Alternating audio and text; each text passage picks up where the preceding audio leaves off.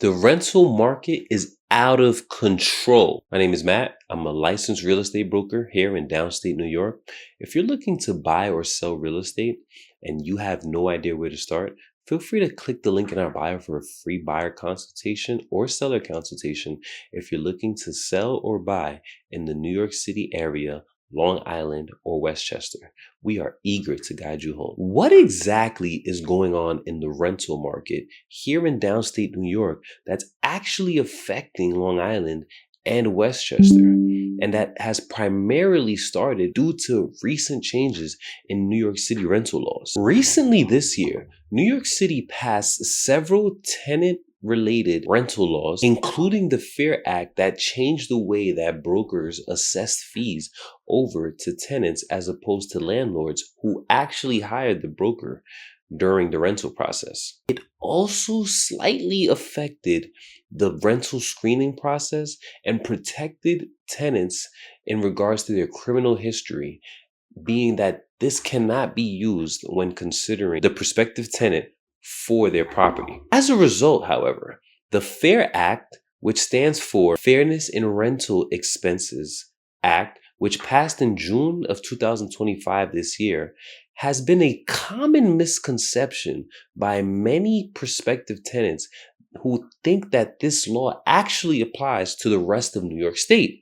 However, the FAIR Act only applies to the 5 boroughs in New York City.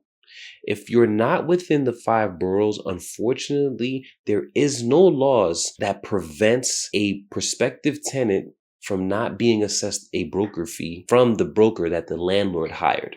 What does this mean? This means that if you're in Long Island, Westchester, anywhere outside of Queens, Manhattan, Bronx, Staten Island, or Brooklyn, you may have to pay for the broker that the landlord hired to rent his own property for. The rule still applies out in New York State.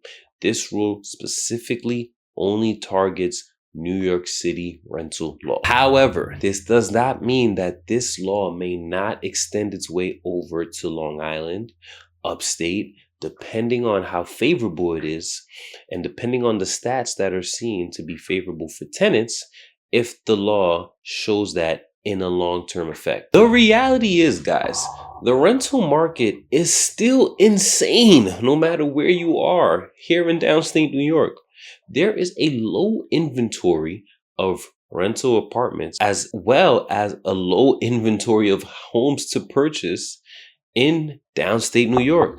This has been a trend ever since COVID started, and due to the bottleneck effect of what COVID cost in terms of a lot of buyers who have been looking to purchase property or who have been looking to move in the past couple of years, a lot of those plans were bottlenecked as a result of COVID, and due to the low amount of properties that have been available, the low amount of movement out of the metropolitan area, it has been very difficult for both prospective tenants and prospective buyers to find a home to buy at an affordable rate and to even rent a space at an affordable rate. Rental prices are getting out of control. That is the reality.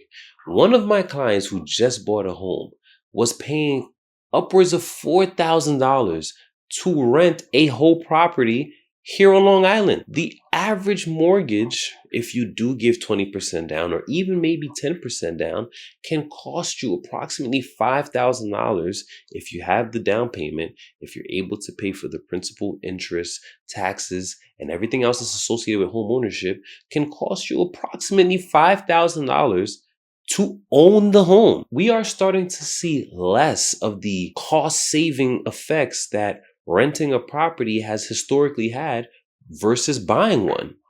It is starting to become more realistic if you do plan to stay in the metropolitan downstate area for a long-term time to consider purchasing a home due to the fact that exorbitant rents are getting out of control. However, if you're not sure if living down here is a priority, or if you're not sure where your career may take you, then renting still may make more sense for you. As a homeowner myself, I understand the importance that it is when you're renting in an area Your goal often is to understand exactly where you are and what your priorities in those areas are.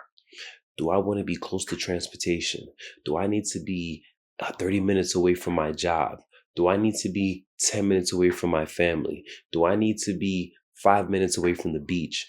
This is the things to take into consideration when you're renting versus buying, because you want to make sure that the area that you may consider purchasing in the future is somewhere that you may want to stay long term. Renting is still beneficial if you're unsure of where the future may lead you. If you're still young in your career and expanding your family or settling down is not in your horizons, renting may be the better option. However, it is important to make sure that your finances are intact because the rental market down here is still very competitive.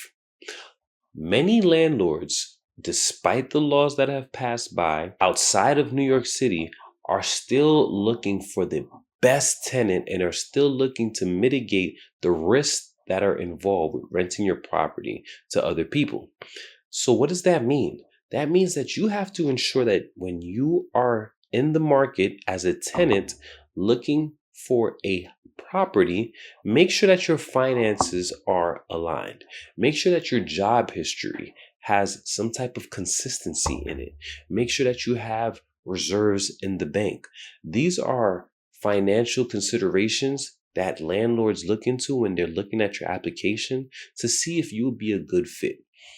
In the end, you can never truly vet what the future holds for your prospective purchaser or for your prospective tenant because life circumstances do lead to unfortunate events. However, it's important that you maintain good financial habits on paper so that you can make the rental process easier for you if you're looking to rent on Long Island or somewhere outside of the New York City limits. Even in New York City, if you are looking as a prospective tenant, these rules still apply to you because New York City is even more strict with their guidelines, sometimes requiring a background check, sometimes requiring an actual credit check that you have to pay for. So these are things you want to make sure you keep in consideration as a prospective tenant in the market because they will also lead to making it easier for you down the line when it's time to apply for a mortgage, when it's time to purchase a home. These same effects apply when your lender is looking for your job consistency, your payment history, your credit, and it will just make you stand out with everyone else, especially when it's time to buy in the future. One of the most important things that you do have to take into consideration, specifically in the rental market, is to try not to go over your budget. If you want to make homeownership a goal for you down the line, try to minimize the amount of rent that's coming out of your paycheck so you can have room to save for that down payment or for that added on cost of homeownership down the line. You do not want to choke yourself into being stuck paying rent for the rest of your life because it consumes your whole income. You don't have room for investments. You don't have room to grow your money because that 2,500 two-bedroom apartment is all you can limit yourself to because of added expenses outside of your rent, right? Cars, vacations. You have to enjoy your life, but do so within your budget. If you don't want to rent forever, there are small financial sacrifices that you may have to make on the way to make sure that home ownership is an option for you later down the line. And in reality, if you never plan to own a home, none of these rules technically have to apply. I'm just giving good recommendation for financial habits, which will also help you in your own financial life, regardless of if you're buying a home or if you do plan to rent for the rest of your life.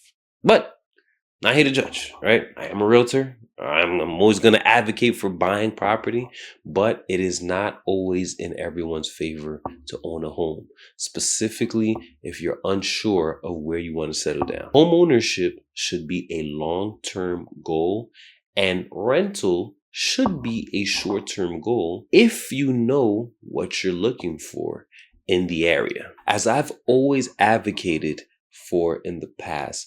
You need to make moves when it comes to renting or purchasing when it's actually right for you. Specifically with the latter, buying a home should be based on when you're ready to buy, not when someone else tells you that it's the right time to buy. If you found this video useful, then I'm pretty sure that you may find another one useful, specifically for my homeowners right here. All right, check this out. If you're looking to sell in 2026, you may consider some of these tips that we give on what you should do to prepare your property to sell next year.